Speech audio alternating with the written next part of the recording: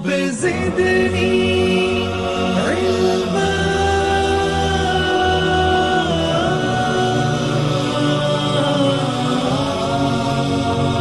رب زدني علما.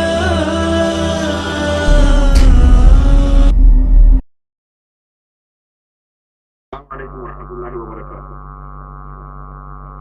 إن الحمد لله نحمده ونستعينه ونستغفره ونعوذ بالله من شرور أنفسنا ومن سيئات أعمالنا. من يهده الله فلا مضل له ومن يضلل فلا هادي له. وأشهد أن لا إله إلا الله وحده لا شريك له وأشهد أن محمدا عبده ورسوله. أما بعد، فإن خير الحديث كتاب الله وخير الهدي هدي محمد صلى الله عليه وسلم وشر الأمور محدثاتها وكل محدثة بدعة وكل بدعة ضلالة وكل ضلالة في النار. أعوذ بالله من الشيطان الرجيم. بسم الله الرحمن الرحيم. يا أيها الذين آمنوا اتقوا الله حق تقاته ولا تموتن إلا وأنتم مسلمون. يا أيها الناس اتقوا ربكم الذي خلقكم من نفس واحدة وخلق منها زوجها وبث منهما رجالا كثيرا ونساء واتقوا الله الذي تساءلون به والأرحام إن الله كان عليكم رقيبا. يا أيها الذين آمنوا اتقوا الله وقولوا قولا سديدا يصلح لكم أعمالكم ويغفر لكم ذنوبكم ومن يطع الله ورسوله فقد فاز فوزا عظيما. قال الله تبارك وتعالى في كلامه المجيد. أعوذ بالله من الشيطان الرجيم. بسم الله الرحمن الرحيم. اتبعوا ما أنزل إليكم من ربكم ولا تتبعوا من دونه أولياء قليلا ما تذكرون. وقال تعالى إن ربكم الله الذي خلق السماوات والأرض في 6 أيام ثم استوى على العرش يغشي الليل النهار يطلبه حثيثا والشمس والقمر والنجوم مسخرات بأمره ألا له الخلق والأمر تبارك الله رب العالمين.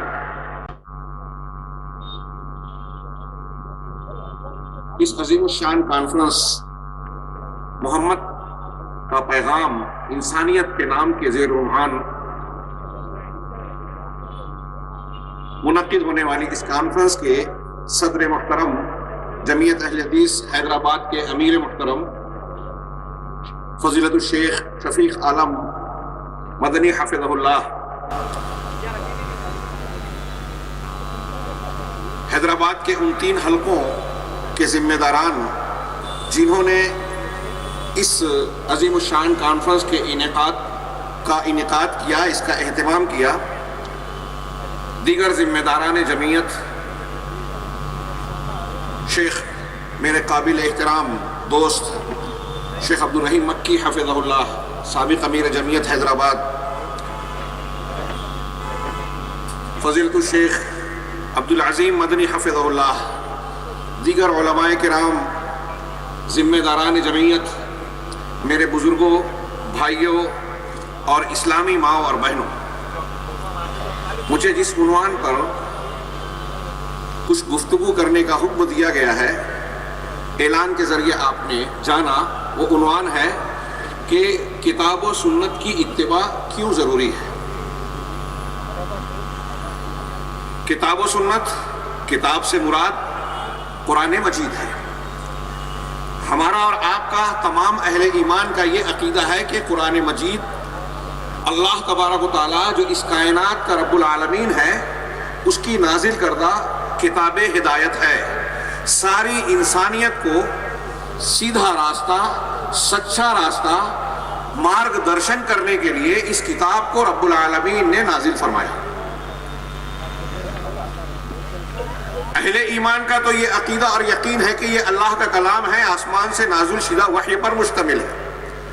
ہمارے غیر مسلم بھائی یہ سوچ سکتے ہیں کہ ہم کیوں مانیں، اور جو سوال کیا جا رہا ہے کہ کتاب و سنت کو ماننا ضروری کیوں، اس کو میں اس 2 پہلو سے بھی دیکھتا ہوں کہ یہ سوال ایک تو مسلمانوں کے لیے داخلی سطح پر ہے کہ مسلمان اپنے عقیدے میں، عبادات میں، اعمال میں، معاملات میں، اخلاق میں صرف قرآن و سنت، کتاب و سنت کی پیروی کرنے کے مکلف ہے۔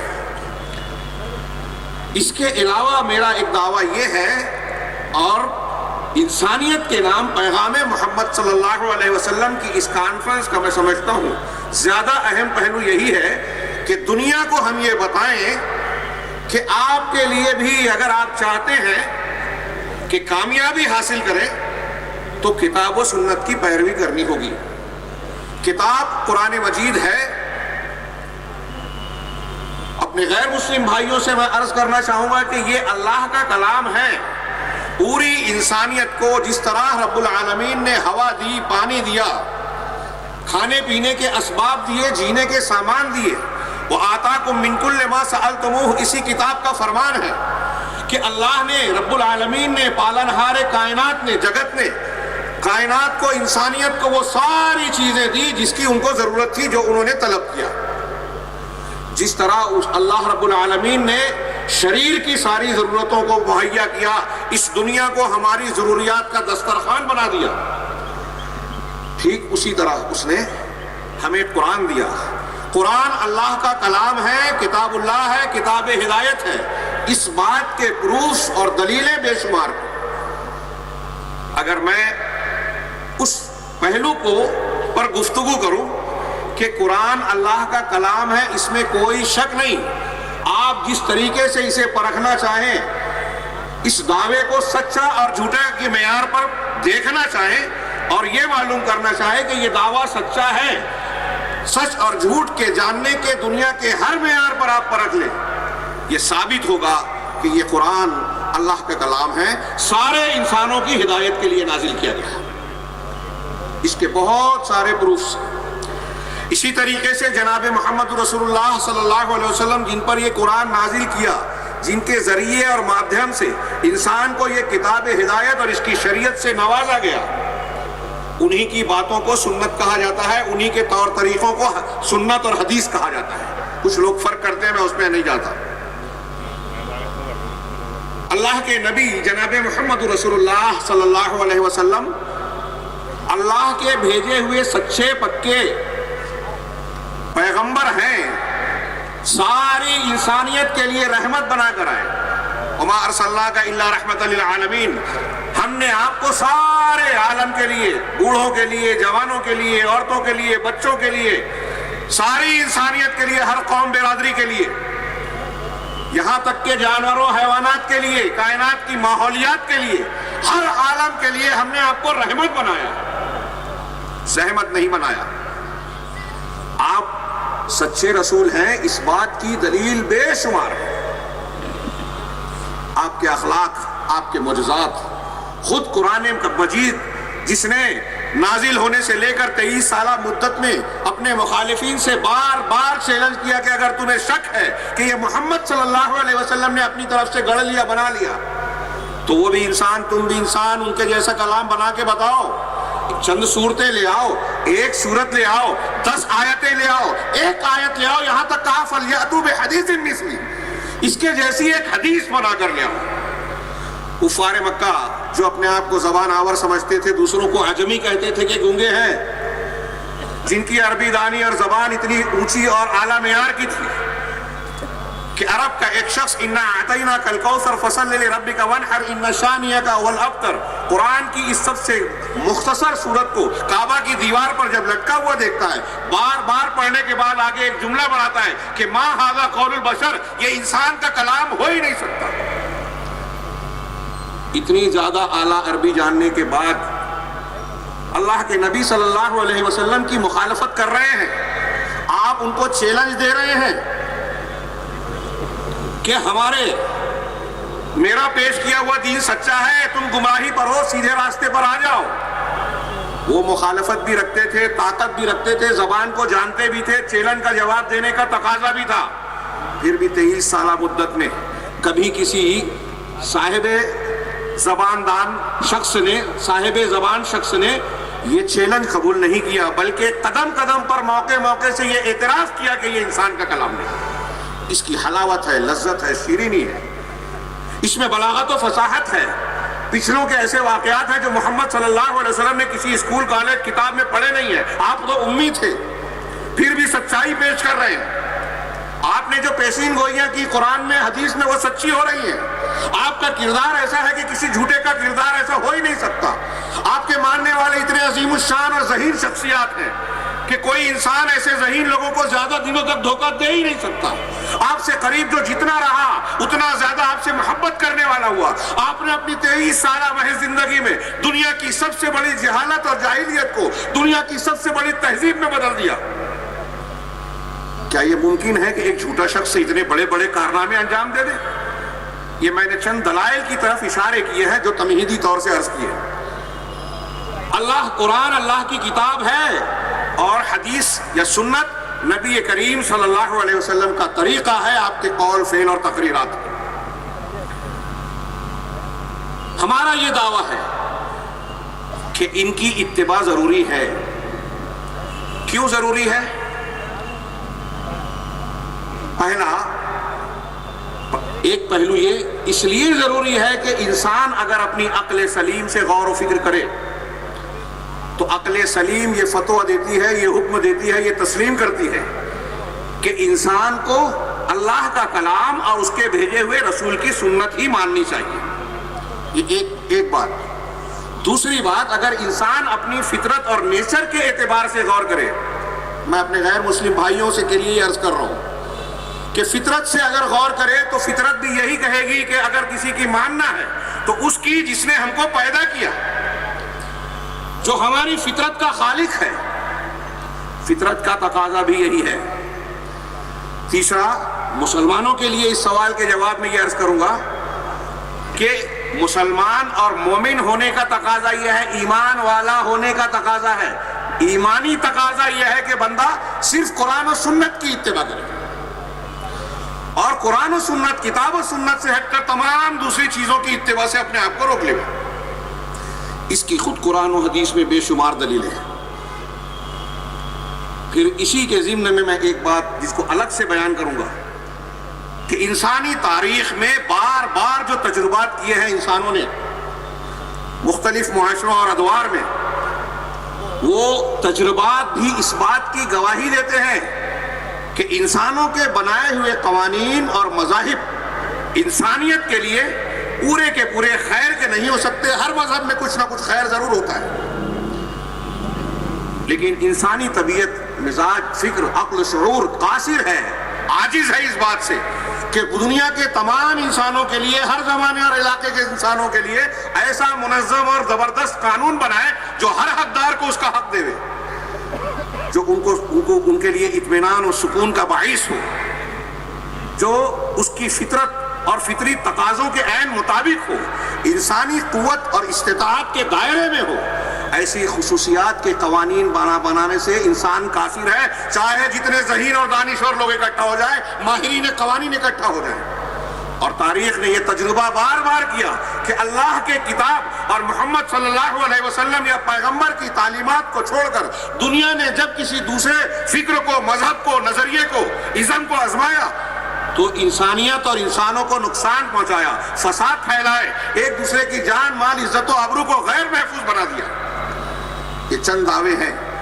اپنی گفتگو میں ان دعووں کی کچھ دلیلیں عرض کرنا چاہوں گا. سب سے پہلا دعویٰ کہ انسان کی عقل یہ کہتی ہے کہ اللہ کی کتاب، رب العالمین کی اتاری ہوئی ہدایت اور اس کے بھیجے ہوئے پیغمبر کی ہی اتباع کی جائے، یعنی کتاب و سنت کی. جناب محمد رسول اللہ صلی اللہ علیہ وسلم جب بستر پہ جاتے تھے سونے کے لیے، اس سے پہلے یہ قرآن کی آیت جو میں نے خطبۃ الحاجہ کے بعد پڑھا، اللہ تبارک و تعالیٰ نے قرآن مجید میں ارشاد فرمایا، ان ربکم اللہ الذی خلق السماوات والارض فی ستۃ ایام، یقیناً تمہارا پالنہار پروردگار وہ اللہ ہے جس نے آسمانوں اور زمین کو 6 دنوں میں پیدا کیا. دنیا میں جتنے لوگوں کی پرستش ہوتی ہے، پوجا جاتا ہے، بڑا مانا جاتا ہے، قرآن کا یہ دعویٰ ہے اور بالکل کھلا دعویٰ ہے کہ جن لوگوں کو بھی اللہ کو چھوڑ کر پکارتے ہو تم لوگ، انہوں نے ایک مکھی بھی پیدا نہیں کی. سب مل کر بھی ایک مکھی کو وجود نہیں دے سکتے، پیدا نہیں کر سکتے عدم سے وجود میں بغیر مادے کے، نہیں پیدا کر سکتے۔ تو جو لوگ ایک مکھی پیدا کرنے سے عاجز ہیں، جن کے اندر طاقت نہیں ہے، وہ آسمان و زمین پیدا کر سکتے ہیں کیا؟ اور جن کا وجود آسمان و زمین کے بعد ہوا، ہم اپنے ماں باپ سے پیدا ہوئے، اگر کوئی یہ دعویٰ کرنے لگے کہ میرے ماں باپ میرے ذریعے پیدا ہوئے، تو کوئی تسلیم کرے گا؟ ایک موسیقہ خیز اور ہنسی کی بات مانی جائے گی کہ یہ بیٹا کہہ رہا ہے کہ میں نے اپنے باپ کو پیدا کیا۔ تو بیٹا باپ کا پیدا کرنے والا یا ذریعہ نہیں ہو سکتا، ذریعے کی بات ہو رہی ہے جو پروسیجر قدرتی ہے اس اعتبار سے۔ تو جو لوگ اس کائنات کے پیدا ہونے کے بعد وجود میں آئے، وہ کوئی بھی ہو، حضرت عیسیٰ علیہ السلام ہو، دیگر پیغمبر ہوں، بڑی بڑی شخصیات، دیوی دیوتا جو بھی ہوں، کیا اپنے وجود میں آنے سے پہلے کی چیز کے پیدا کرنے والے ہو سکتے ہیں؟ ظاہر سی بات ہے نہیں۔ غور کریں، جو جس کی پوجا کرتا ہے اس کے بارے میں تو اللہ نے فرمایا کہ تمہارا پروردگار پالنہار، تم کو کھانا پینا دینے والا، بارش برسانے والا، روزی دینے والا، تمہاری ضروریات کو پوری کرنے والا، وہ پروردگار پالنہار ہے جس نے آسمان اور زمین کو 6 دنوں میں پیدا کیا۔ ثم استوى على العرش، پھر عرش پر مستوی ہو گیا، قائم ہو گیا۔ وہ عرش جو ہم نے دیکھا نہیں ہے، ہمارے لیے غیب ہے۔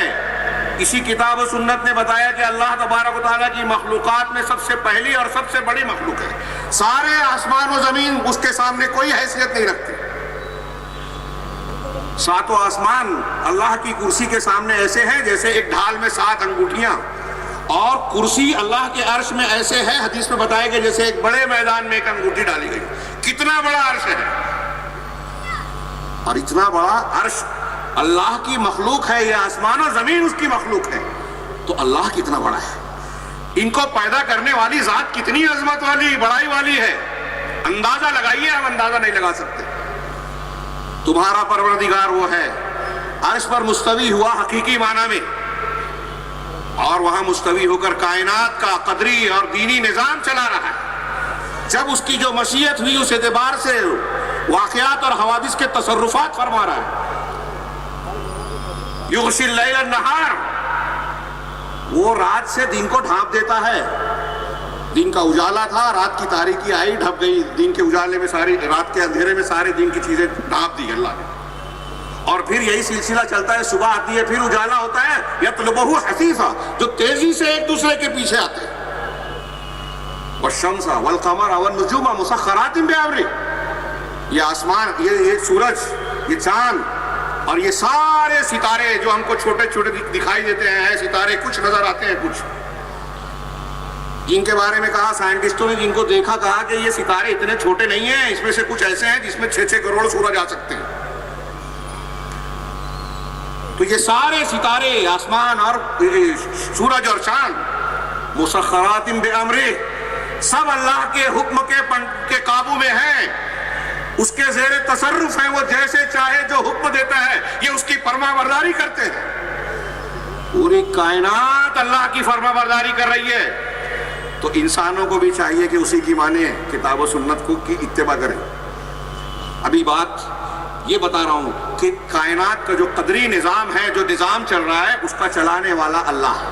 آگے اللہ تعالیٰ نے ایک جملہ فرمایا، یہ جو قرآن کی آیت پڑھی اسی میں، الا لہ الخلق والامر، یہ سن لو اور جان لو کہ مخلوق اور یہ نظام پیدا کیا وہ اسی کا ہے، تو حکم بھی اسی کا چلے گا، حکم بھی اسی کا چلے گا۔ یہ عقل کا فتویٰ ہے جو قرآن نے بیان کیا۔ نبی پاک صلی اللہ علیہ وسلم جب بستر پر سوتے تھے تو آپ کی کئی دعاؤں اور اذکار میں سے ایک دعا کے الفاظ ہیں ابتدائی یہ، اللہم رب السماوات السبع ورب الارض ورب العرش العظیم، اے اللہ 7 آسمانوں کے مالک، پروردگار، زمین کے مالک، عرش عظیم کے مالک، یہ جو نظر آ رہی ہے تو بڑی مخلوقات اور جو نظر نہیں آ رہی ہے سب کا مالک، ربنا اللہم رب السماوات السبع ورب الارض ورب العرش العظیم، ربنا ورب کل شیء، ہمارے پروردگار اور کائنات کے ہر چیز کے پروردگار، ہر چیز کے مالک، سب پر اللہ کی ملکیت ہے، سب کو اسی نے پیدا کیا، سارا نظام وہی چلا رہا ہے، مادی طور سے وہی پروردگار ہے، کسی کے اندر یہ طاقت اور قوت استطاعت نہیں ہے۔ فالق الحب والنوا نظام چلا رہا ہے تو گٹھلی اور بیج کو پھاڑنے والا وہی ہے۔ یہ گٹھلی اور بیج کے پھٹنے سے اناج پیدا ہوتا ہے، درخت اگتے ہیں، پھل پھول آتے ہیں، انسانوں کی غذائیں بنتی ہیں، دوائیں بنتی ہیں، جانوروں کی غذا اور خوراک بنتی ہے، وہ جانور کھاتے ہیں، اس سے دودھ اور گوشت ملتے ہیں۔ دنیا کی نعمتوں کا سلسلہ اس فلک سے دانے اور گٹھلی کو پھاڑنے سے ہوتا ہے۔ کسان بیج ڈال دیتا ہے اور پھر قدرت کا پروسیجر اپنا کام کر کے ہمیں فصلیں دیتا ہے۔ یہ کسان خالق نہیں ہے، یہ اللہ کا بنایا ہوا نظام ہے جو تمہارا پروردگار ہے۔ سوتے وقت نبی کریم صلی اللہ علیہ وسلم فالق الحب والنوا، یہ چیزیں جو نظام کائنات چلا رہی ہے، اس کے بعد فرمایا ومنزل التوراۃ والانجیل والفرقان، اور اے وہ پروردگار، اے اللہ جو توریت کا، انجیل کا اور پھر ان کے بعد، ان کے بگڑ جانے کے بعد آخر میں فرقان یعنی قرآن مجید کا نازل کرنے والا ہے۔ میں تجھ سے التجا کر رہا ہوں، یعنی مادی دنیا کو چلانے والا بھی تو ہے، کائنات کا نظام تو چلا رہا ہے، پیدا تو نے کیا، لہذا تیرا ہی حق ہے کہ شریعت اور حکم تیرا چلے، لہذا تو نے دینی احکام اور نظام کے لیے تو پہلے توریت نازل کیا تھا، پھر انجیل نازل کیا، بعد میں آخر میں قرآن نازل کیا جسے فرقان کا۔ تو عرض یہ کرنا ہے کہ عقل کی دلیل یہ ہے کہ جب انسان غور و فکر کرے گا عقلی بنیاد پر تو یہ ماننے پر مجبور ہوگا کہ ہمارا آپ کا، دنیا کا، کائنات کا پیدا کرنے والا اللہ ہے، اور جب پیدا کرنے والا اللہ ہے، ساری نعمتیں دینے والا اللہ ہے، تو کھائیں اس کا، غذائیں، نعمتیں اس کی استعمال کریں، اور کسی اور کے گن گائیں، کسی اور کی بات مانیں، کسی اور کا قانون چلے۔ اپنے گھر میں اگر والد کمانے والا ہولڈ رکھتا ہے، لوگوں کو گھر کی ضروریات فراہم کرتا ہے، بیوی بچوں کو، اور گھر کے بیوی بچے اس کی باتیں نہ مان کے کہیں کہ ہم پڑوس کی اور فلاں کی بات مانیں گے، تو باپ ناراض ہوگا، جبکہ وہ تو صرف کھلانے پلانے اور کچھ چیزوں کی ضروریات کا ذریعہ بنتا ہے، بہت سے معاملے میں خود بیوی بچوں سے فائدہ اٹھاتا ہے پلٹ کر۔ یہاں رب العالمین تو وہ ہے جس نے کائنات دی بلا کسی بدلے کی خواہش کے، ساری نعمتوں سے نوازا، سارا انتظام کیا، تو کیا یہ سمجھ میں آتی ہے بات کہ اس نے اس کائنات کو بلا وجہ پیدا کیا، اس کا کوئی مقصد نہیں ہے، ہم سے کوئی مطالبہ نہیں ہے؟ تو عقل یہ بھی کہتی ہے، فطرت یہ بھی کہتی ہے کہ اس نے پیدا کیا ہے تو اسی سے پوچھا جائے کہ کیوں پیدا کیا، اس نے پیدا کیا ہے تو اسی سے پوچھا جائے کہ کون سا مذہب، دھرم، طریقہ تیرا پسندیدہ ہے جس پر چل کے ہم تجھ کو خوش کر سکتے ہیں، جس کے لیے تو نے ہم کو پیدا کیا۔ تو عقل یہ کہتی ہے کہ بات اسی کی مانی جائے جس نے ہمیں اور آپ کو اور کائنات کو، ہماری ضروریات کو پیدا کیا، جس نے ہم کو اور آپ کو ساری نعمتیں دی۔ وَإِن تَعُدُّوا نِعْمَتَ اللَّهِ لَا تُحْصُوهَا، اگر تم اللہ کی نعمتوں کو شمار کرنا چاہو تو گن نہیں سکتے۔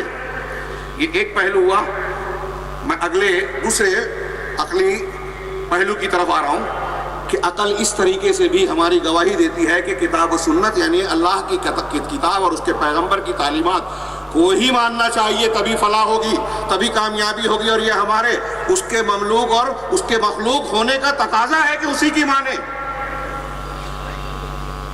کچھ لوگ شاید بری مثال سمجھیں، اگر ایک عورت کی شادی کسی شوہر سے ہو جائے، جیسے میں نے کہا باپ کھلاتا ہے، ذریعہ بنتا ہے، تو ایک عہد و پیمان ہو رہا ہے، بیوی اور شوہر کے رشتے کو پامال کر کے اگر کوئی بیوی کسی دوسرے سے تعلق قائم کرے تو کیا شوہر برداشت کرے گا؟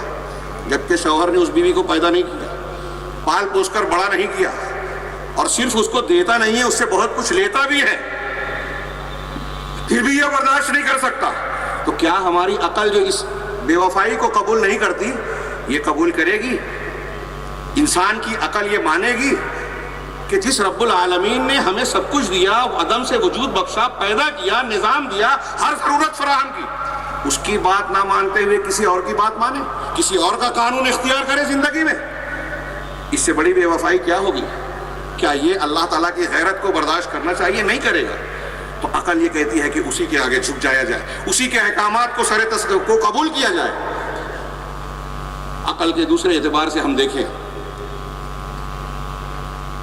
تو نظر آتا ہے کہ ہم انسان جو ہے دنیا کی دیگر مخلوقات اور حیوانات کے بیچ جو ہے انسان وہ مخلوق ہے جو معاشرتی اور مدنی زندگی جیتا ہے. ہم جنگل میں الگ تھلگ نہیں جیتے جانوروں کی طرح، بلکہ ایک انسان خاندان بنا کر سماج اور معاشرے میں رہتا ہے. اور یہ اس لیے بھی ضروری ہے کہ انسان کی تخلیق اس طرح سے ہوئی ہے کہ اپنی چھوٹی سے چھوٹی ضرورت کے لیے بھی اس کو پانے اور اس کے اپنے مقصد کو حاصل کرنے کے لیے وہ محتاج ہے کہ دوسروں کی مدد حاصل کرے. بعض عربوں نے لکھا اس بات کو کہ ایک لقمہ جو ہم اپنے منہ میں ڈالتے ہیں کھاتے ہیں، وہ لقمہ بھی کھانا بھی ہم دیکھیں کہ خود ہم ایک انسان اپنے طور پر وہ لقمہ تیار نہیں کرتا. کتنے مرحلوں سے گزر کے ہوتا ہے، بیج کسان ڈالتا ہے، کاشتکاری کرتا ہے، اس میں فصل پیدا ہوئی، فصل پیدا ہونے کے بعد کٹائی ہوتی ہے، کٹائی کے لیے جو اوزار استعمال ہوتا ہے وہ کسی اور نے بنایا، صفائی ہوتی ہے وہ کسی اور نے بنایا، پھر اس کے بعد گیہوں چاول یا جو اناج وغیرہ لایا ہے اس کو صاف کرنا، اس کو پیسنا، اس کو پکانا. یہ سب پیسنے صاف کرنے والے اور پکانے والے الگ الگ ہیں. اس سلسلے میں جو بھی اسباب اور سامان استعمال ہو رہے ہیں، آلات استعمال ہو رہے ہیں، وہ پکانے والے نے نہیں بنایا. سلنڈر ہو، اسٹو ہو، برتن ہو، یہ کسی اور نے بنایا، مدد دوسرے کی لینا پڑ رہی ہے. پکانے والا کوئی اور، پھر ہمارے ہاتھ میں آیا، ہماری پلیٹ میں آیا، وہ بھی کسی اور نے بنائی، تب ہمارا لقمہ بن کے منہ تک آیا.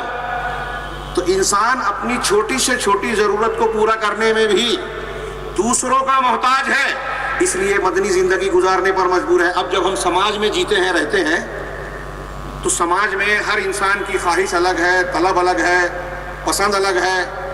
کبھی کبھی ایسا ہوتا ہے کہ کسی پسند اور خواہش کے ٹکراؤ کی وجہ سے جھگڑے ہوتے ہیں، اختلاف ہوتے ہیں. نظام چلانے کی ضرورت پیش آتی ہے کہ ڈسپلن اور نظم و ضبط قائم ہو تو حکومت بنے، ایک سربراہ ہو، اس کی لوگ بات مانیں، اور اس نظام کو چلانے کے لیے قانون کی ضرورت ہوتی ہے. اگر قانون نہ ہو تو کہا جاتا ہے جنگل راج ہے، بڑی مچھلی چھوٹی مچھلی کو کھا لیتی ہے، طاقتور چھوٹے پر ظلم کرتا ہے. اگر قانون نہ ہو، انصاف نہ ہو، لہذا ضروری ہے کہ ایک ایسا نظام ہو جس میں ہر حقدار کو اس کا حق ملے. جو آپس کے اختلافات اور خواہشات کے ٹکراؤ ہوتے ہیں، اس کے باوجود انسان ایسے قانون کی چھاؤں اور سائے میں پنپے کہ ہر ایک کو اس کا حق ملے اور اطمینان رہے، جھگڑے، اختلافات، خوریزیاں نہ ہو. اگر ایسا قانون نہ ہو تو ٹکراؤ کے وقت کی وجہ سے خوریزیاں ہوگی، ایک دوسرے کی جان مال، عزت و آبرو پر ڈاکے ڈالیں گے، ظلم و زیادتی ہوگی. انصاف کے لیے، امن و سکون کے لیے ضروری ہے کہ ایک ایسا قانون اور ضابطہ ہو جو ہر حقدار کو حق دے اور اس خون خرابے کو، ظلم و زیادتی کو روک دے. اب غور کیجئے کہ دنیا میں کوئی بھی انسان کیا اس کی طاقت رکھتا ہے کہ ایسا قانون بنائے جس میں ہر حقدار کو اس کا حق ملے، کسی پر ظلم اور زیادتی نہ ہو. اور ایک زمانے میں آج قانون بنائے تو 100 سال 200 سال بعد 400 سال کے بعد بھی وہ چلتا رہے، اس میں کوئی تبدیلی نہ آئے. ہمارا تجربہ انسانی تاریخ اور معاشروں کا کے حالات بتاتے ہیں کہ دنیا میں کتنے بھی ذہین سے ذہین طبقہ یا دانشوروں کا طبقہ اکٹھا ہو جائے، حکومت بڑی سے بڑی بن جائے اور مل کر وہ ایسے قانون بنائے جس میں دعویٰ کیا جائے کہ ہر حقدار کو اس کا حق مل جائے گا، ایسا قانون بنانے میں وہ ناکام ہے. اور اس کا اعتراف خود انسانوں کو بھی ہے، کیونکہ دنیا میں جتنے بھی قوانین ہیں، ماہرین قوانین ایک زمانے کے جو قانون بناتے ہیں، اس کے 20 سال 25 سال 10 سال 50 سال کے بعد دوسرے ماہرین آتے ہیں اور کہتے ہیں کہ اس قانون میں خرابیاں ہیں، نقص ہے، خامی ہے، اس کو تبدیل کرنا چاہیے. انسانی قوانین میں بار بار ترمیم ہوتی ہے. معلوم یہ ہوا کہ انسان کا دماغ اتنا وسیع نہیں ہے کہ ہر علاقے کے انسانوں کی فطرت کو جانے، ہر علاقے کے لوگوں کی ضرورت کو جانے. آج کا انسان 20 سال کے بعد کے حالات سے واقف ہو، یہ نہیں ہو سکتا. لہذا عقل یہ کہتی ہے، فطرت یہ کہتی ہے کہ قانون بنانے والی ذات وہ ہونا چاہیے جو دنیا کے تمام انسانوں کی فطرت کو جاننے والا ہو، پیدا کرنے والا ہو، جو ہر حقدار کے حق کو سمجھنے والا ہو، عورتوں کے مزاج کو، مردوں کے مزاج کو، بوڑھوں کی ضروریات کو، بچوں کے تقاضوں کو، جوانوں کی خواہشات کو سمجھ کر ایک معقول نظم اور قانون دے اور ہر حقدار کو حق دینے کے بعد اس کو مطمئن کرے. ایسا قانون صرف خالق فطرت ہی دے سکتا ہے، خالق کائنات ہی دے سکتا ہے۔ اور وہی چیز جو ہماری آپ کی سارے انسانوں کی ضرورت ہے وہ اللہ تبارک و تعالیٰ نے قرآن اور نبی کی تعلیمات کی شکل میں دیا ہے۔ اس لیے میں اپنے غیر مسلم بھائیوں سے کہوں گا کہ جو میں نے باتیں اختصار کے ساتھ عرض کی ہے، اگر آپ اس پر غور کرتے جائیں گے تو اسی نتیجے پر پہنچیں گے کہ آپ کے لیے بھی، سارے انسانوں کے لیے بھی ضروری ہے کہ کتاب و سنت کی پیروی کریں۔ اگر اس کی پیروی نہ کی جائے تو صرف اشارہ کروں، آج دنیا کے حالات بھی بیان ہو رہے تھے، لوگ بڑے بڑے دعوے کرتے ہیں کہ جمہوریت میں لوگوں کی فلاح ہے، سیکولرزم میں لوگوں کے لیے کامیابی ہے۔ ابھی زیادہ دن نہیں گزرا، ایک صدی بھی پوری نہیں ہوئی، رشیا میں ایک انقلاب کے ذریعے سے پچھلی حکومت کا بادشاہت کا تختہ پلٹا گیا، سوشلزم آیا اشتراکیت کے نام سے، اور یہ معاشی مساوات کا دعویٰ کیا کہ کمائی ساری حکومت کی ہے اور لوگوں میں حسب ضرورت جو ہے سب کو انصاف کے ساتھ بانٹا جائے۔ ملکیت کا انکار کر دیا گیا۔ دعویٰ یہ تھا کہ اس طریقے سے لوگوں کی ضرورت اور حاجات کا، معاشیات میں اونچ نیچ کا خاتمہ کر دیا جائے گا، ہر ایک کو اس کے حاجات اور ضرورت کو پورا کرنے کا انتظام کیا جائے گا۔ سوشلزم کے سائے میں رشیا جب آگے بڑھا تو 70 سال کی عمر میں اس نظام کو خیر بات کہنا پڑا، اس کے سارے دعوے کھوکھلے ثابت ہوئے، اور خود وہاں کے لوگوں نے سوشلزم کی قبر کھود دی روس کے اندر، اس کے لیڈران کے پتلوں کو اور ان کی لاشوں کو جو ہے پھر سے دفن کر دیا، یہ کہہ کر کے انہوں نے ہمیں گمراہ کیا تھا، ہمیں اور بڑے مسائل کی دلدل میں ڈال دیا۔ مساوات شکم کوئی فلسفہ نہیں تھا، اس کے مقابلے میں آج ایک چیز چل رہی ہے، امریکہ، یورپ اور دوسرے مقامات پر کیپٹلزم اور پھر اور بھی نظریات اور ازم ہے۔ اس میں سرمایہ دارانہ نظام نے سود خوری کو بڑھاوا دیا، مادہ پرستی کو فروغ دیا، انسانی ہمدردی مر گئی، طاقتور ہوتا جا رہا ہے، مالدار تر ہوتا جا رہا ہے، غریب تر ہوتا جا رہا ہے، بے روزگاری بڑھتی جا رہی ہے، انسان کو مادہ پرست جانور کی طرح بنا دیا کہ انسان کا وجود اس کا شریر ہے۔ اور بھی کچھ نظریات ہیں، فرائیڈ کا نظریہ اباحیت کا اور دوسرے فلاسفہ کا، اپنے دماغ سے قانون بنایا، اور شروع میں یا کچھ لوگوں کو لگا کہ یہ انسان کے لیے بہت اچھا قانون ہے، مذہب ہے، لیکن آج وہاں دیکھیے بوڑھے ماں باپ رو رہے ہیں اولڈ ایج ہوم روم میں۔ ایک ماں باپ بوڑھے ہو گئے تو کہا کہ یہ پرانی چیز ہو گئے، اب ہمارے زندگی کے عیش اور طرب میں، موج مستی میں یہ رکاوٹ بنتے ہیں۔ انہیں گھر سے نکالا، اولڈ ایج ہوم کے حوالے کر دیا۔ اب ہندوستان میں بھی یہ قصے چل رہے ہیں، باپ کی موت ہوئی، اولڈ ایج ہوم کے ذمہ داروں نے پہلے بیٹے کو فون کیا، کہا میں ایک میٹنگ میں ہوں، میرے فلاں بھائی کو فون کرو، اس سے کہا کہ میں ایک بزنس ٹور پہ ہوں، فلاں بھائی کو فون کرو۔ اس نے بھی اپنی مصروفیت بتائی تو کہا کہ وہ بہن ہے میری، اس سے کرو۔ بہن کو کہا کہ میں اپنے دوستوں کے ساتھ ٹور پر آئی ہوں، پکنک منا رہی ہوں، میں پیسوں کا انتظام کر دوں گی، ان کی تجہیز و تکفین کا انتظام کر دیا جائے۔ ایک رپورٹ آئی کہ سویڈن کے ایک اولڈ ایج ہوم میں، جس میں کچھ 25 یا 35 لوگ بوڑھیاں موجود تھیں، کچھ مسلمان دعات پہنچتے ہیں، ان کے سامنے توحید رکھنے کے بعد قرآن کی ان آیتوں کو تلاوت کیا جس میں والدین کے حقوق بتائے گئے، وبالوالدین احسانا، ان میں سے کوئی بوڑھا ہو جائے تو اس کی خدمت کی جائے، ان کے ساتھ حسن سلوک کیا جائے، ان کو اف نہ کہا جائے۔ یہ آیتیں پڑھ کر سنائی، بوڑھے رونے لگے، اور ان بوڑھوں میں سے ایک بوڑھے آدمی نے کھڑے ہو کر کہا، یہ جو میں آج اس اسٹیج سے محمد کا پیغام انسانیت کے نام بیان کر رہا ہوں، اس بوڑھے آدمی نے قبول کرتے ہوئے ایک مسلمانوں سے شکایت کی اور کہا کہ تم لوگوں نے یہاں آنے میں 40 سال کی دیری کر دی۔ 40 سال پہلے اگر مجھے یہ تعلیم ملی ہوتی تو اپنے بچوں کو میں نے یہ سبق پڑھایا ہوتا، اور آج اپنی تنہائی میں یہ غم و اندوہ کے آنسو بہاتے ہوئے ششک نہیں رہا ہوتا۔ کاش یہ قرآن کی تعلیم ہم کو جوانی میں ملتی، ہم اسے قبول کرتے اور اپنے بچوں کی اس اعتبار سے تربیت کرتے۔ تو انسانی قانون نے بوڑھوں کو بے سہارا بنا دیا، وہ اولاد سے دور کر دیا۔ یہ سوشلزم، سرمایہ دارانہ، مادہ پرست قانون۔ جنگ عظیم ہوئی، چرچل نے امریکہ سے قرض مانگا، جس نے جنگ میں ساتھ دیا تھا، بڑا نقصان اٹھایا برطانیہ نے، برطانیہ کا صدر چرچل جنگی نقصانات کے بعد امریکہ سے بڑا قرض مانگا. امریکہ نے سوال کیا کہ ٹھیک ہے قرض ہم دیں گے لیکن کتنی شرح پر سود دو گے, سود کا کیا معاملہ ہوگا, ہمیں منافع اور فائدہ کتنا دو گے. چرچل رونے لگا, کہا کہ جنگ میں ہم نے اپنا سب کچھ اٹھا کر تمہارا ساتھ دیا اور تمہاری یہ انسانیت اور کریکٹر ہے کہ ہمارے قرض دینے میں بھی تم فائدہ دیکھنا چاہتے ہو. یہ انسانی بے مروتی ہے کہ اب دولت سے سود خوری نے ایسا کہا کہ آپ کا بھائی آپ سے قرض مانگے کہ میرے والد کا آپریشن ہے, تو آپ کہیں گے کہ میں اگر آپریشن کے لیے پیسہ دوں تو آپ دے پاؤ گے کہ نہیں دے پاؤ گے. یہ پیسہ اگر میں بینک میں رکھوں تو مجھ کو سود ملے گا, بڑھ کر ملے گا.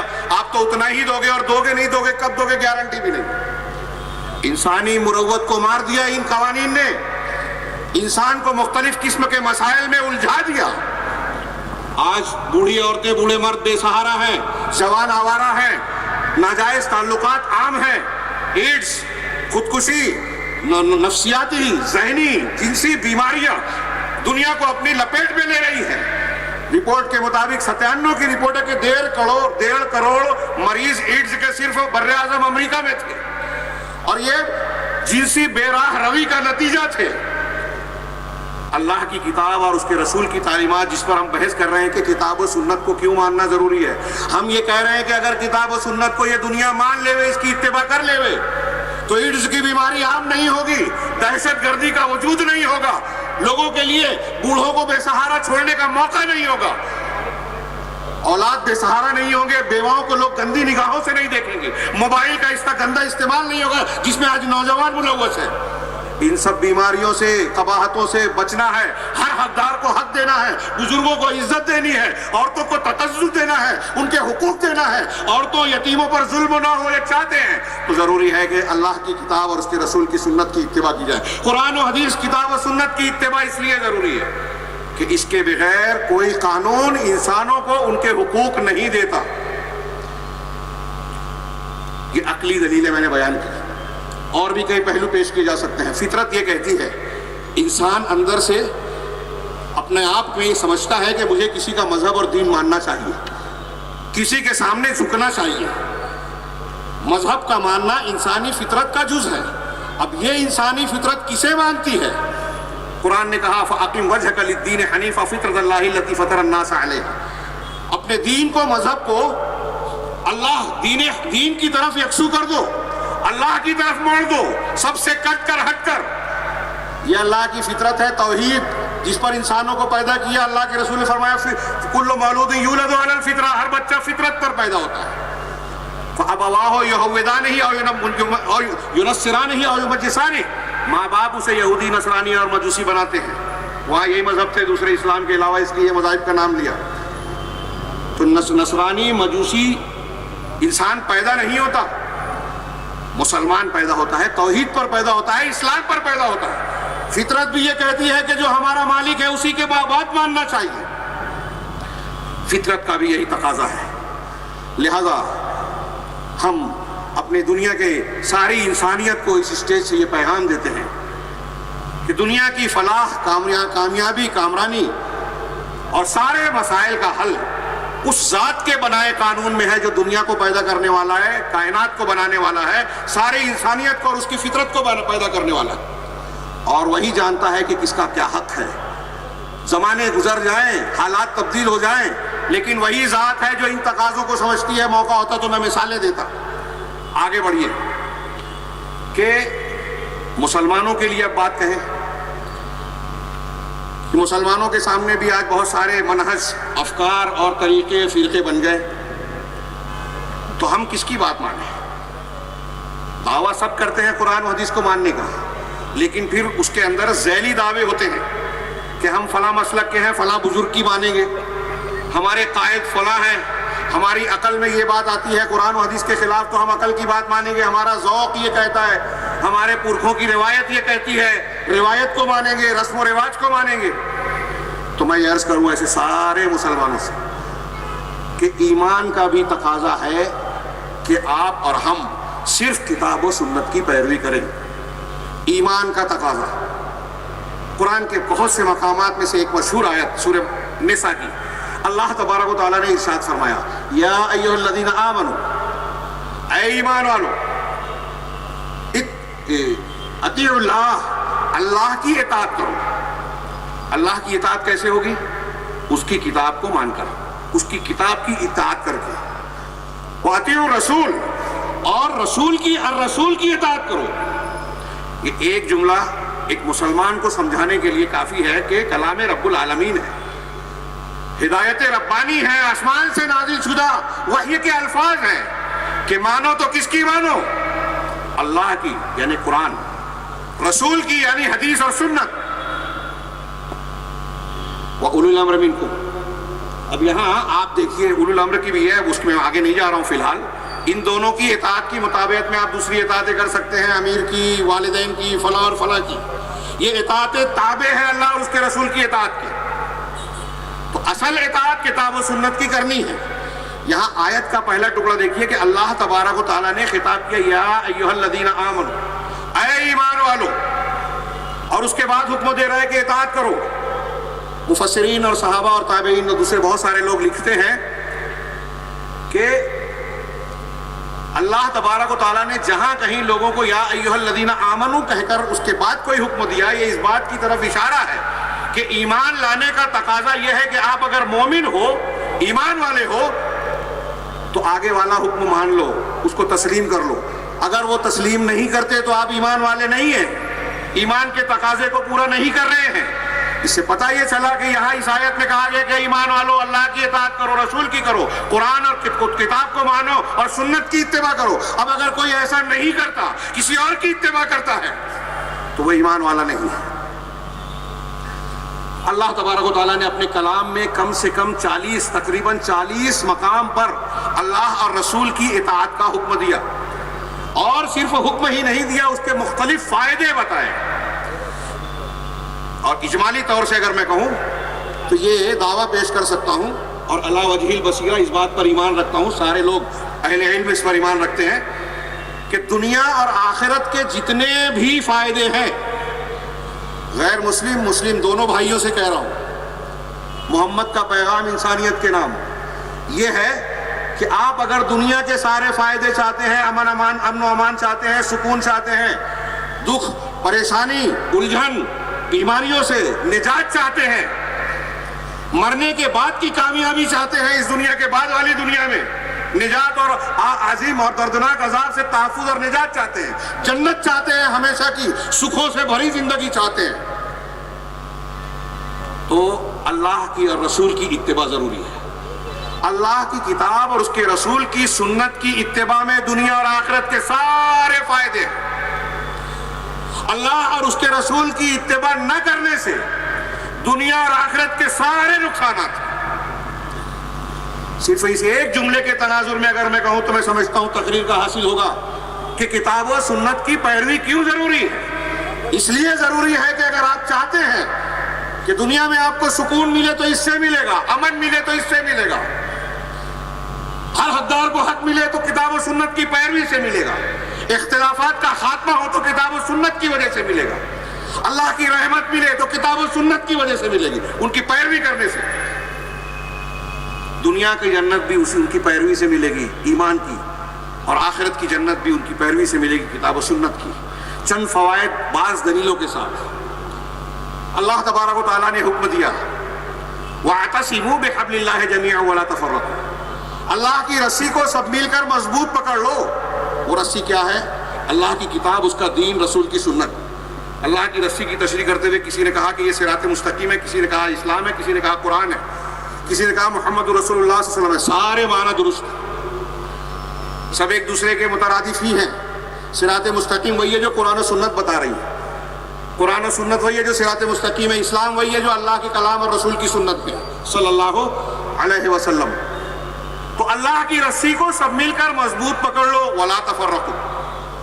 اس سے پتہ چلا کہ قرآن و حدیث کو پکڑنے میں، مضبوط پکڑنے میں اتحاد و اتفاق کی بنیادیں چھپی ہوئی ہیں، اور اس کو جیسے جیسے چھوڑتے جائیں گے اختلافات پیدا ہوں گے۔ ابھی یہ بات تھوڑی سی تشریح آگے کروں گا۔ کتاب و سنت کو اگر اختیار کرتے ہیں، اس کی اتباع کرتے ہیں، تو ہم دنیا میں گمراہی سے محفوظ رہیں گے اور آخرت میں اللہ کے عذاب سے بچ جائیں گے، بدبختی سے بچیں گے۔ یہ قرآن نے کہا، اللہ نے فرمایا فَمَنِ اتَّبَعَ هُدَايَ فَلَا يَضِلُّ وَلَا يَشْقَىٰ۔ سورہ طٰہٰ میں فرمایا کہ جو میری ہدایت کی پیروی کرے گا، اللہ کی ہدایت کیا ہے؟ فلاں کا قول، فلاں کے رسم و رواج، فلاں کے خیال، فلاں کا وجدان، اس کا خواب، اس کا کشف، اس کی رائے، اس کا اجتہاد نہیں۔ اللہ تبارک و تعالیٰ نے کہا اتبعوا ما انزل الیکم من ربکم ولا تتبعوا من دونہ اولیاء، جو میں نے شروع میں آیت پڑھی کہ جو تمہارے پروردگار نے آسمان سے نازل کیا اس کی اتباع کرو، اس کی پیروی کرو۔ کیا نازل کیا؟ اپنی کتاب اتاری الفاظ کے ساتھ، اور سنتیں اتاری، نبی کریم صلی اللہ علیہ وسلم کی حدیثیں اتاری قرآن کی تشریح اور معنی کے اعتبار سے۔ وما ينطق عن الهوى ان هو الا وحی یوحى، محمد صلی اللہ علیہ وسلم کوئی بات کہتے ہیں، بیان کرتے ہیں تو اپنی خواہش سے نہیں، اپنے من سے نہیں کہتے منمانے طور پر، وہ تو وحی ہوتی ہے جو اللہ کی طرف سے اتاری گئی، نازل کی گئی۔ تو اللہ نے یہ دونوں چیزیں نازل کی ہیں، اور قرآن نے کہا اتبعوا ما انزل الیکم من ربکم، جو تمہارے پروردگار کی طرف سے نازل کیا گیا اسی کی اتباع کرو، اسی کی مانو، اس کی پیروی کرو۔ وَلَا تَتَّبِعُوا مِن دُونِهِ اولیاء، اور اس کے علاوہ دوسرے اولیاء کی۔ اب قرآن و حدیث سے ہٹ کر اگر آپ کوئی بھی چیز مان رہے ہیں تو من دونہ اولیاء میں وہ شامل ہے، اتباع ہوا میں شامل ہے، جس سے قرآن کی کئی آیتیں منع کرتی ہیں۔ اور جو اللہ نے نازل کیا کتاب و سنت، وہی اللہ کی ہدایت ہے، جو سورہ طٰہٰ کی آیت میں کہا وَمَنِ اتَّبَعَ هُدَايَ فَلَا يَضِلُّ وَلَا يَشْقَىٰ، جو میری ہدایت کی پیروی کرے گا، اتباع کرے گا، وہ نہ گمراہ ہوگا اور نہ بدبخت ہوگا۔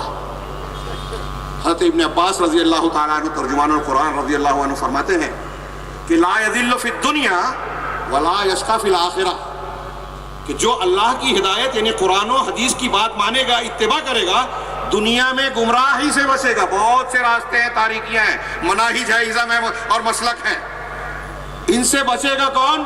جو اللہ کی رسی کو، ہدایت کو پکڑے گا، قرآن و حدیث کو، اتباع کتاب و سنت کرے گا، تو وہ دنیا میں گمراہی سے بچے گا، اور آخرت میں بدبختی سے یعنی ناکامی سے بچے گا، اللہ کے عذاب سے بچے گا۔ ومن اعرض عن ذکری فإن له معیشۃ ضنکا، اسی آیت کے آگے اللہ نے فرمایا جو میرے ذکر سے اعراض کرے گا، اللہ کا ذکر کیا ہے؟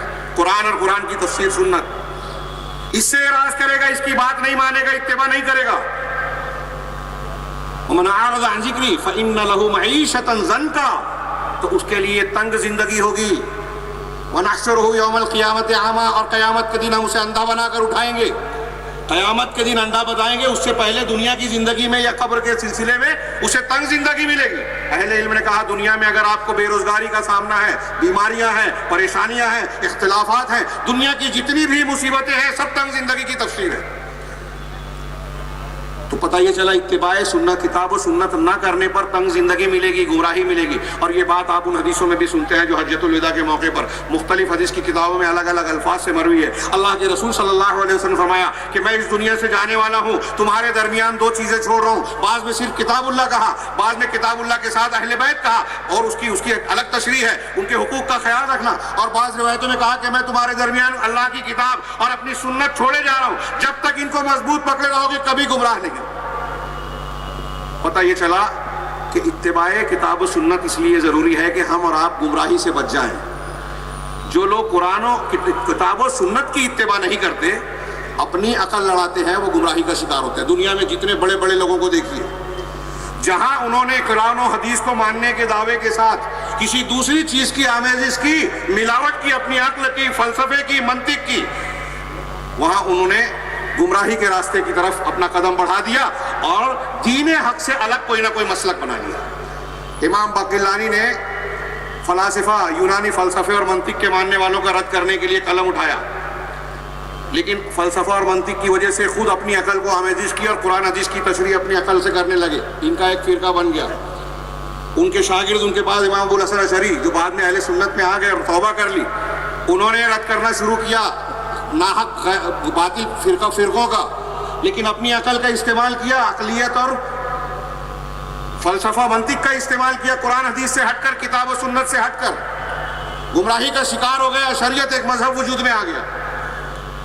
آج ہم دیکھتے ہیں کہ بہت سارے لوگ جو ہیں ایک انسان جو ہے اچھی نیت سے کوئی فلسفہ پیش کر، سر سید احمد خان ڈاکٹر ولیم کا جواب دینے گئے جو انہوں نے حدیثوں کا مذاق اڑایا تھا، معجزات کا رد کیا تھا، خطبات احمدیہ کی شکل میں انہوں نے بڑی محنت سے کتاب لکھی، ان کی نیت بہت اچھی تھی، لیکن اپنی عقل کا استعمال کیا، ثابت شدہ بہت سی حدیثوں کا رد کر دیا۔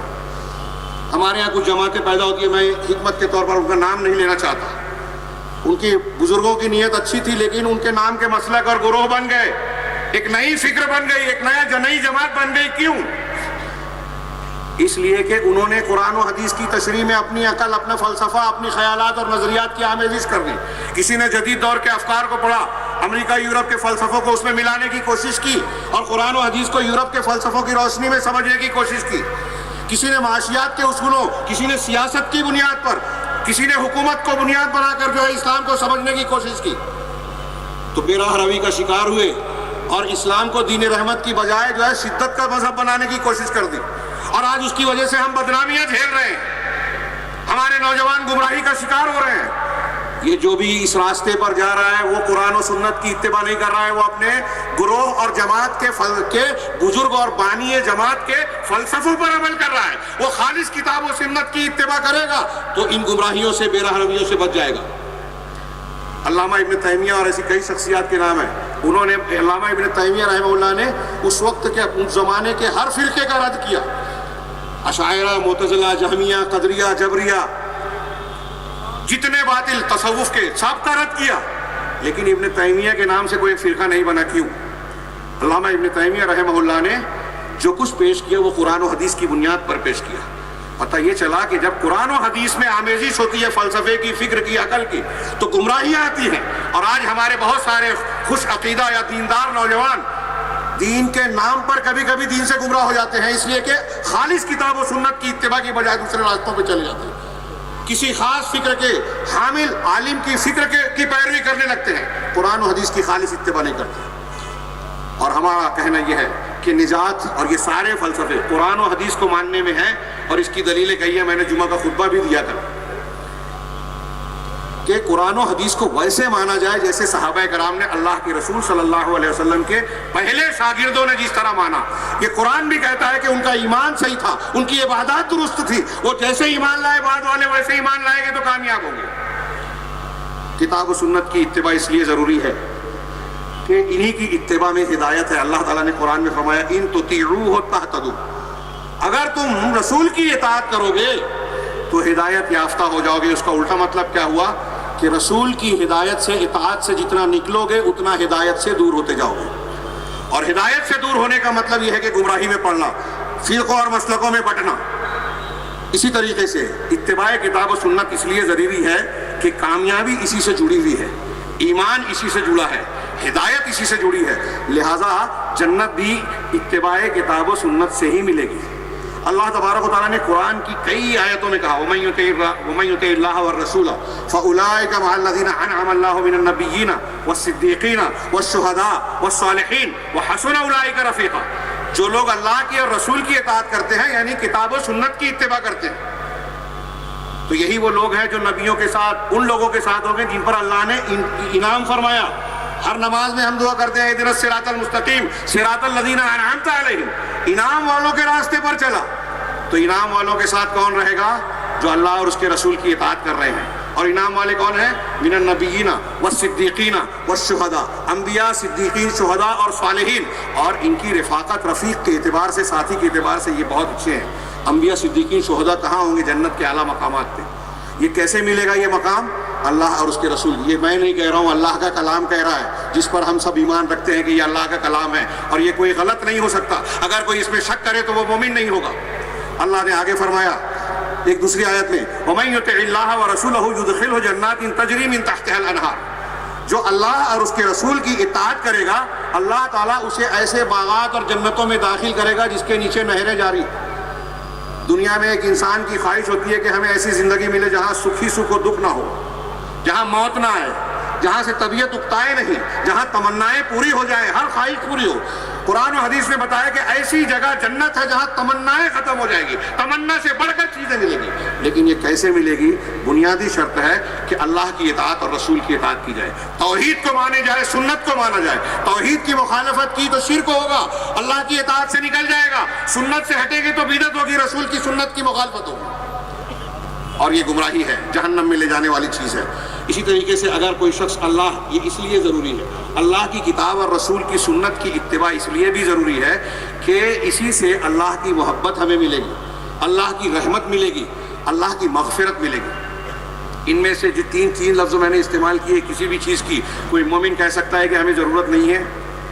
اللہ تبارک و تعالیٰ کی محبت کون نہیں چاہے گا؟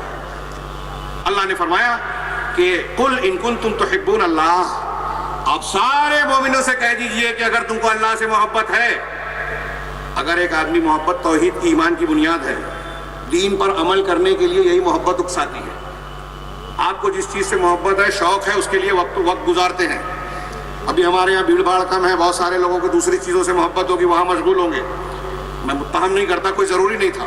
تو جس کو جس چیز سے محبت اور لگاؤ ہوتا ہے اس میں اپنا وقت لگاتا ہے۔ کوئی کرکٹ دیکھنے میں دن بھر گزار دیتا ہے، کوئی شوق کے دوسرے کاموں میں، کوئی موبائل میں لگا ہوا ہے، کسی کو قرآن پڑھنے میں مزہ آتا ہے۔ تو اللہ نے کہا کہ اگر تم کو اللہ سے محبت کا دعویٰ ہے تو اس دعوے کا معیار، کسوٹی یہ ہے، فاتبعونی، میری اتباع کرو، یعنی رسول کی۔ رسول کے کردار میں قرآن بھی ہے، سنت بھی ہے، قرآن کے خلاف آپ کوئی کام کر ہی نہیں سکتے، اس لیے کتاب و سنت کی اتباع صرف رسول کہوں تب بھی آ جائے گا۔ تو میری اتباع کرو، یحببکم اللہ، کتاب و سنت کی اتباع کرو گے تو اللہ تم سے محبت کرے گا۔ اب جتنے لوگ ہمارے یہاں بیٹھے ہوئے ہیں جو نہیں ہیں، اگر اللہ کی محبت کے خواہش مند ہیں تو قرآن کی آیت کہتی ہے کہ اس خواہش کی تکمیل کا سیدھا سادہ واضح صاف ستھرا راستہ یہ ہے کہ رسول کی اتباع کی جائے، کتاب و سنت کو مانا جائے بلا چوں چرا، ویسے جیسے صدیق اکبر نے مانا تھا، جیسے عمر فاروق نے مانا تھا، جیسے عثمان غنی نے مانا تھا رضی اللہ عنہم، اور جیسے دیگر صحابہ اور خلفائے راشدین نے مانا تھا۔ فاتبعونی، میری اتباع کرو، یحببکم اللہ، اللہ تم سے محبت کرے گا، ویغفر لکم ذنوبکم، اور تمہارے گناہوں کو معاف کر دے گا۔ وقت زیادہ ہو جائے گا ورنہ میں تفصیل سے یہ بتاتا کہ دنیا اور آخرت میں ہمارے لیے جتنی بھی مصیبتیں ہیں، میں اکثر تقریروں میں خطبات جمعہ میں یہ بات کہتا رہا ہوں کہ مسلمانوں کے لیے ڈرنے کی چیز کسی کے ہتھیار، کوئی سپر پاور، کوئی دشمن، اس کی سازش نہیں ہے۔ ہمارے لیے خوف کی چیز دنیا کی کوئی طاقت نہیں ہے۔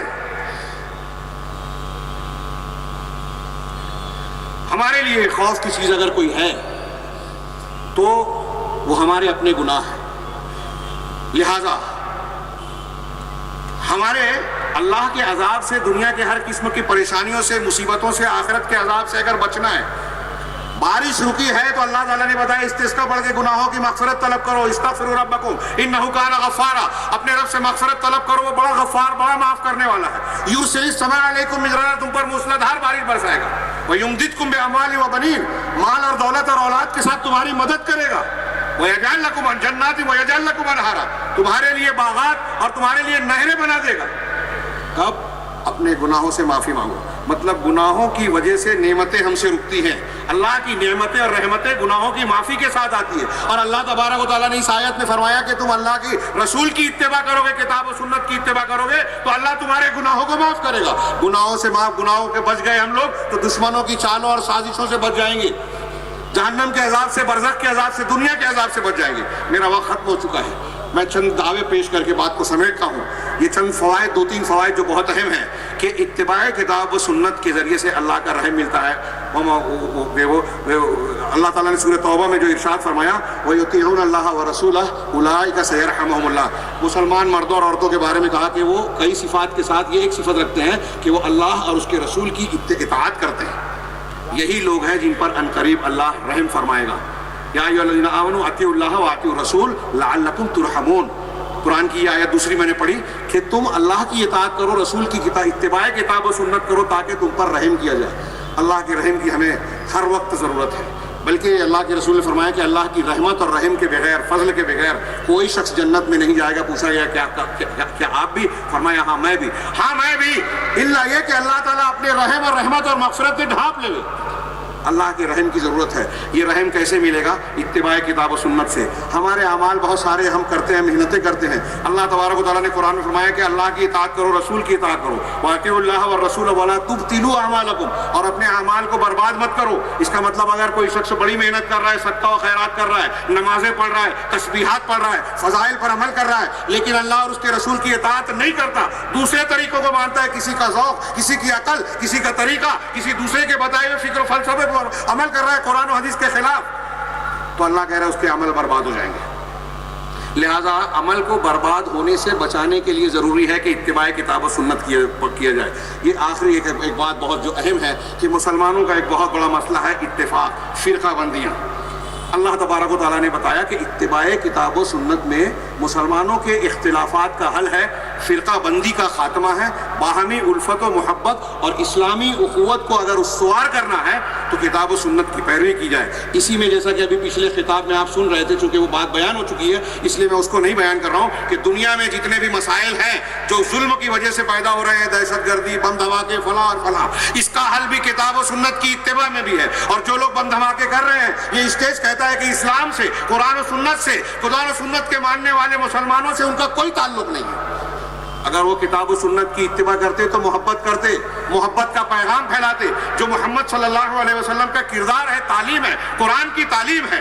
اللہ تبارک و تعالیٰ نے فرمایا کہ اگر تمہارے درمیان اختلاف ہو جائے، فَإِن تَنَازَعْتُمْ فِي شَيْءٍ فَرُدُّوهُ إِلَى اللَّهِ وَالرَّسُولِ، تو اس اختلاف کو حل کرنے کے لیے اللہ اور اس کے رسول کی طرف پلٹاؤ، یعنی کتاب و سنت کی اتباع کرو.